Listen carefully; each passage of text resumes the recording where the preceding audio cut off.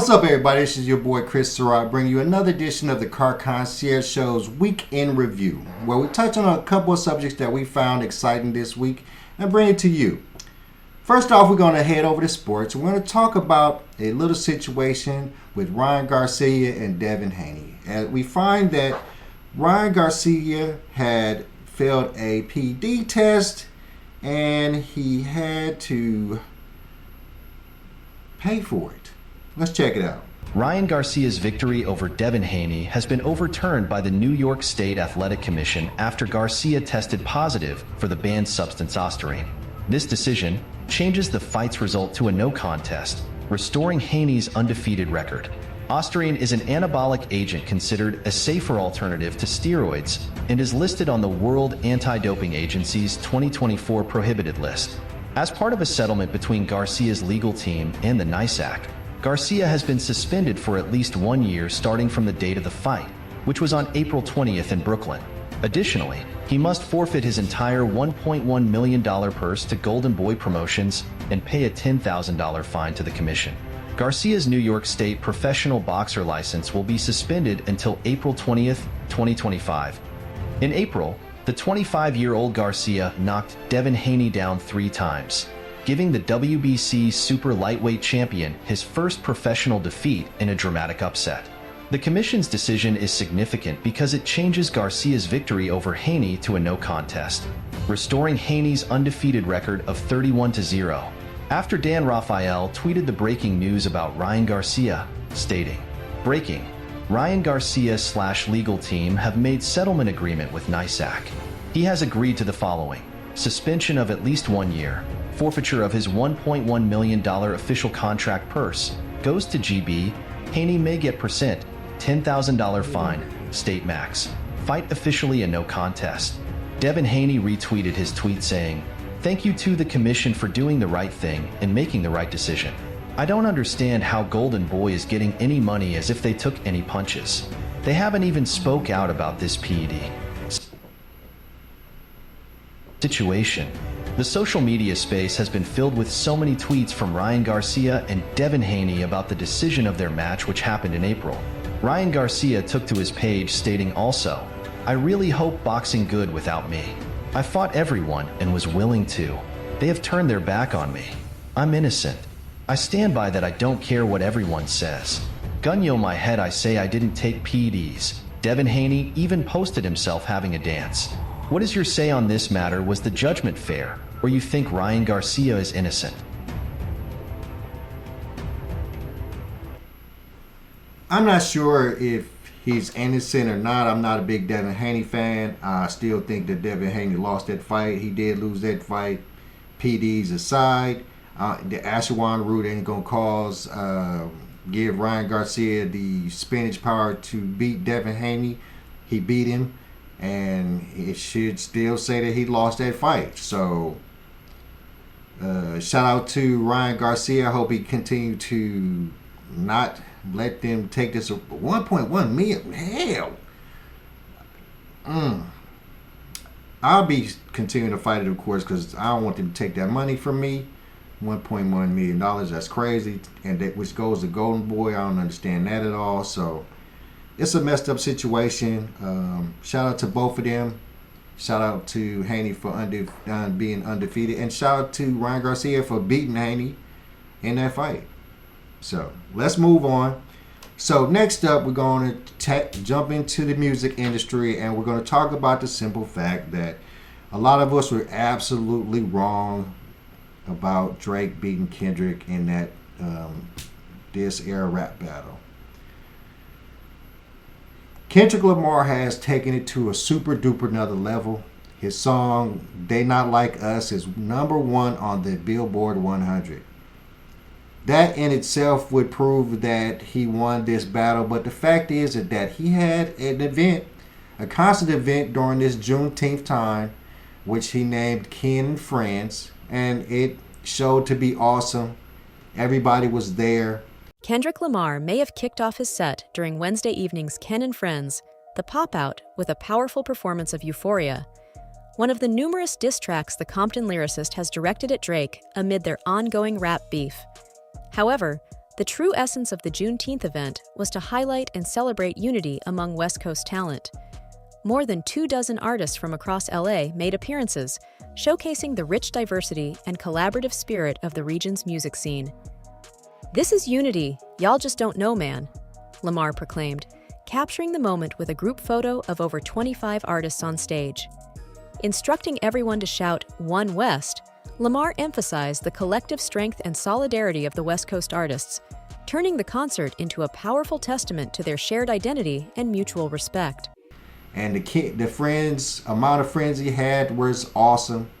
We saw Dr. Dre, we saw Russell Westbrook, we saw DJ Academics, we saw LeBron James. LeBron James was at this thing. Drake, you can't even hang out with LeBron James no more. And the worst thing about it for me is that in Drake's diss record, he mentioned a couple of guys that he thought were real G's in the LA scene, and one of them was YG. YG was there. Oh, Drake, my friend. I admittedly, I'm a Drake fan, but he's lost his battle. His battle's over. That event put Kendrick over the top. Not only did it put him over the top, but all I've heard over the last couple of weeks is they not like us everywhere. It's everywhere. Everybody's playing it. Everybody's dancing to it. Every star that we know of is singing it. Megan Thee Stallion was singing it at one of her concerts. Bruh, it's over. Let's just let this one go. Kendrick won. Drake just chilling in the crib for a couple weeks until this blows over. Then you can come right back out, bruh. All right, so let's hit the automotive industry. And the first one is going to be our friends over at Fisker. Unfortunately, Fisker has finally filed for bankruptcy, and it's over. Let's check it out. Let's take a look at Fisker, because EV startup Fisker officially filing for bankruptcy in a Delaware federal court. Now, this comes about a year after the company released its first model, the Ocean SUV, which has been plagued with many issues. It had software, it had hardware issues. Consumer Reports, which we know has been extremely influential with potential car buyers, has called the vehicle, quote, unfinished business. So now here they are. They've stopped production of the Ocean SUV. They filed for bankruptcy. Now, they listed between $500 million and $1 billion of assets, between $100 million and $500 million of liabilities. But again, Brad, I think the big takeaway here is this just points to the hyper-competitive space that the EV landscape is right now. And they are far from the first to file for bankruptcy. We've seen a number in the past: Lordstown, Electric Last Mile Solutions, Proterra, among those that have filed for bankruptcy over the last 2 years. We talk about the sky-high cost to produce EVs versus what demand looks like, and versus being able to even meet some of that demand still. Great vehicle names. Unfortunately, the model that they've had to shift to as well, and not the car models, but the model of the dealership program that they were really trying to make sure got off the ground here. 15 dealer partner locations. They had signed agreements for distributorships in the U.S. and U.S. territories, and I think in Canada as well here. So North America, they had really been focused in on there, and that was their most recent pivot. That after they essentially tried to kind of leverage the Tesla playbook of not having a ton of dealerships that you would need to have your vehicles move through or have partnerships with, but instead just make sure that you have that direct-to-consumer relationship where you're essentially selling these. Now, of course, for Fisker, a lot of the electric vehicle play has really been spurred by Tesla, by the success that they had seen there. And Fisker, one of the youngest players within that industry, but not seeing the same type of reception. And we saw this coming. We talked about this several times on the show. We talked about it after MKHBD did his little cancel culture feature on the Fisker Ocean. And it's been downhill ever since they couldn't get the thing right with the software update when they were trying to hide that situation. When the software update came out and it didn't fix any of the major problems that people were still having. So, unfortunately, that was their downfall. But I don't see them dying out completely. They will continue to try to find another automaker to branch off with, one of the big three, or hopefully someone else that could take their designs and integrate them with their Fisker designs, make it a better product. And hopefully they can continue to produce that way. But right now, they have filed for that bankruptcy. So it's a sad day for all you Fisker owners. Okay? All right, next up, we're going to talk about Stellantis and the continuous jumping from the ship, as it were, of the executives over there at Stellantis. We talked about it endlessly on the show. And yet again, we see another exec bailing ship. So we're going to go over the automotive news, our steadfast supplier of news. So Stellantis AI chief is latest exec to leave automaker. Bertha Rodriguez-Urvez, whose responsibilities include AI and machine learning, resigned less than 3 years after joining Stellantis from NVIDIA. Okay, this is June 20th, and of course it's our guy Vince Vaughn Jr. Stellantis Vice President of Artificial Intelligence, Algorithms, and Machine Learning Operations, Bertha Rodriguez-Urvez, has resigned from the automaker. She's the latest in a string of high-level executives to leave Stellantis. A company spokesperson confirmed her departure and said Rodriguez-Urvez decided to pursue a new opportunity. Rodriguez-Urvez joined Stellantis in January 2022 from a computer chip maker, NVIDIA, according to her LinkedIn profile. In a video the company released last year, Rodriguez-Urvez says Stellantis was the right mix between tradition and innovation. She has also worked for Tesla Inc. on its autopilot driver assist technology and was a doctoral researcher with Mercedes-Benz on its safety research team, where she focused on machine learning and radar systems.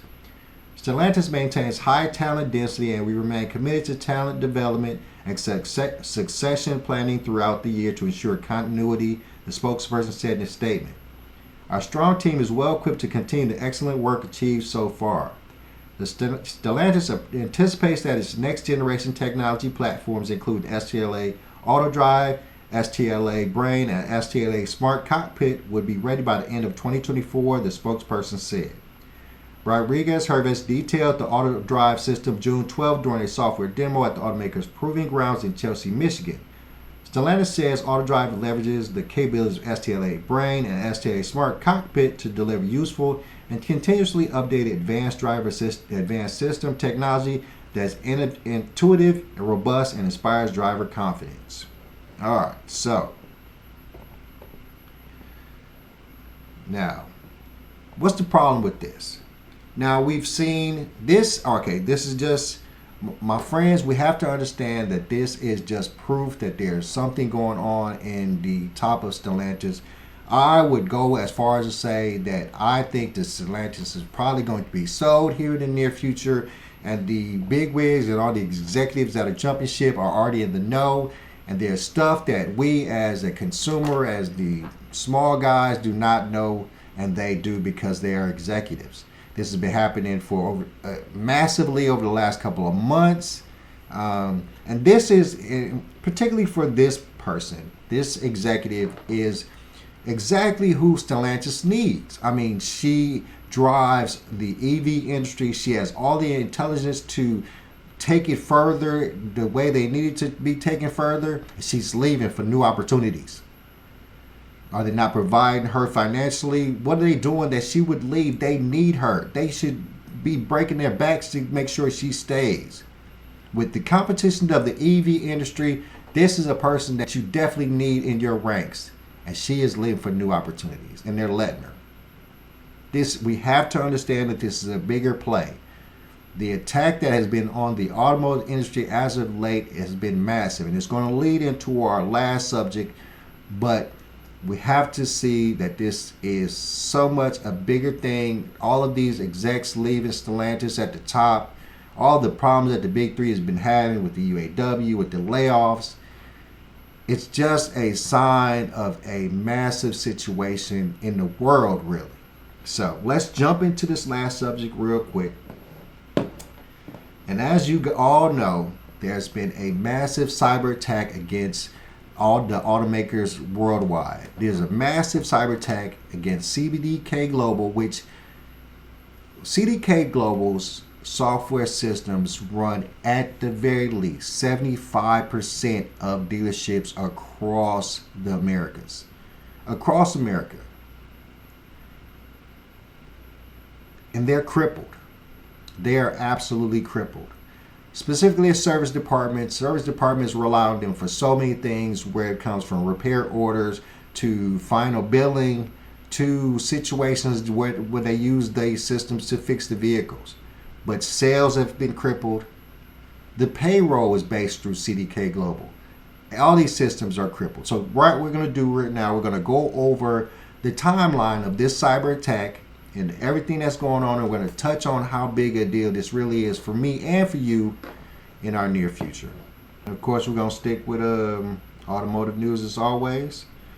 A timeline of the cyber attacks on CDK Global. The majority of CDK Global software systems were unavailable after 2 cyber attacks on June 19th. Here's a recap of the crisis.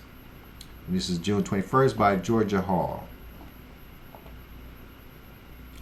CDK Global, a software company providing data and technology service to 15,000 automotive dealerships, 30,000 including trucks, across North America, was subject to 2 cyber attacks June 19th that led the company to shut down its systems.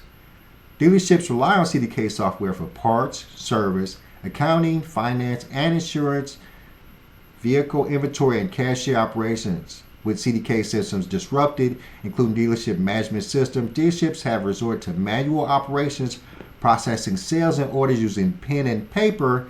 In some cases, have adopted alternative software to get deals across the finish line.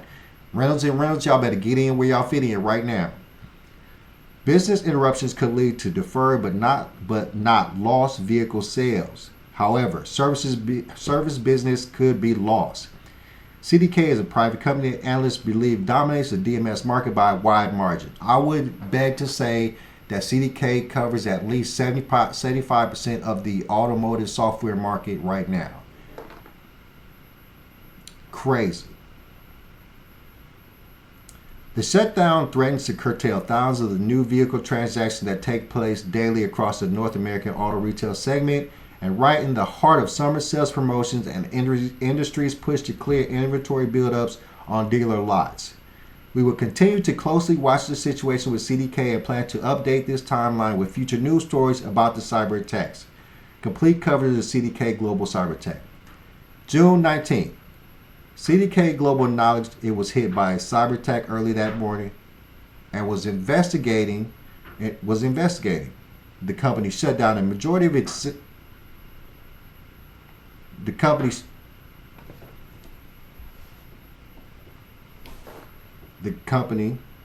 shut down a majority of its systems out of caution and concern for our customers.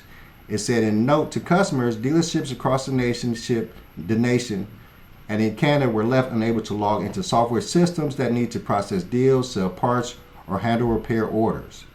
By the afternoon, CDK said most of its core DMS functionality was restored, but that evening, CDK was subject to another cyber attack. June 20th, dealership managers across the country awoke to news of the second cyber attack. CDK again took down most of its systems and told customers not to use its DMS until it could confirm its security. CDK informed dealers that there is not an estimated time frame for a resolution, but that the shutdown will likely continue for several days. Reports also emerged of scammers posing as members or affiliates of CDK and asking dealerships for their credentials. June 21st, CDK's service systems continue to be down, leaving dealerships in a quagmire as they move into the weekend, typically a busy time for sales. In a message to customers, CDK reiterated it does not have an estimated time frame for resolution, and therefore our dealer systems will not be available for several days. June 21st, Bloomberg reports a group that claims to have hacked CDK has demanded tens of millions of dollars in ransom, and the company is planning to make the payment. The hacking group behind the attack is believed to be based in Eastern Europe. No, it's in Croatia. June 22nd, CDK Global, in a note to customers for the first time, referred to this crippling cyber attacks from the past week as a ransom event and told dealers that the restoration process for its systems was underway. All right, my friends. Now, let's talk about how this is affecting me and you. Now, this is, of course, if you're into buying a car, it's going to be a process where you're just going to be signing a lot of paperwork. You're not going to get any identifiable notifications for that paperwork. You won't be able to get it processed through the DMV because CDK is the system that sends that paperwork over to the DMV. It's going to be a major problem in the service departments of these dealerships. All their systems are run through CDK. They're going to be writing your paperwork on basic forms that they probably downloaded off the internet. You're probably going to have to pay in cash because their cashier systems are run through CDK. Even their credit card systems are run through CDK. This is a major problem.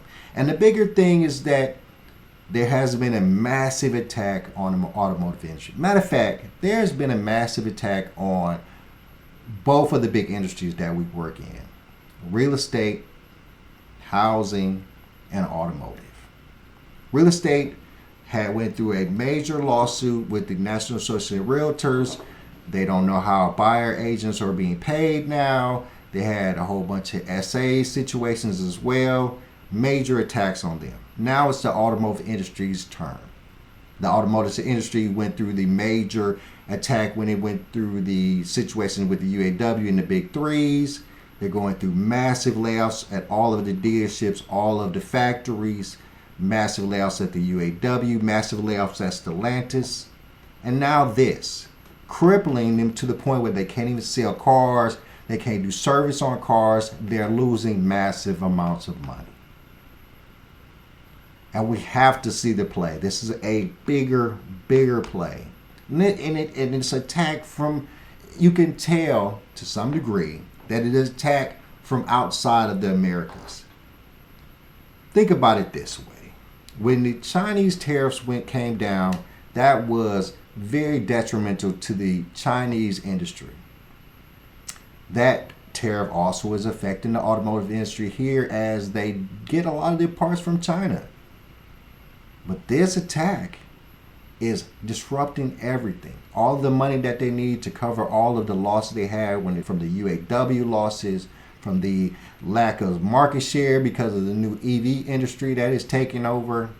This is very, very detrimental. And it's going to continue to be very detrimental for the near future. But we have to see how this is so much a bigger play and so much a bigger attack on not only the automotive industry, but the Americas as well. All right, guys, it's Sunday. We're going to put a smile on our faces. We're going to enjoy this beautiful sun out here. I know I am. Thanks for tuning in. Please like and subscribe to the show. I'm your boy, Chris Surratt. Peace.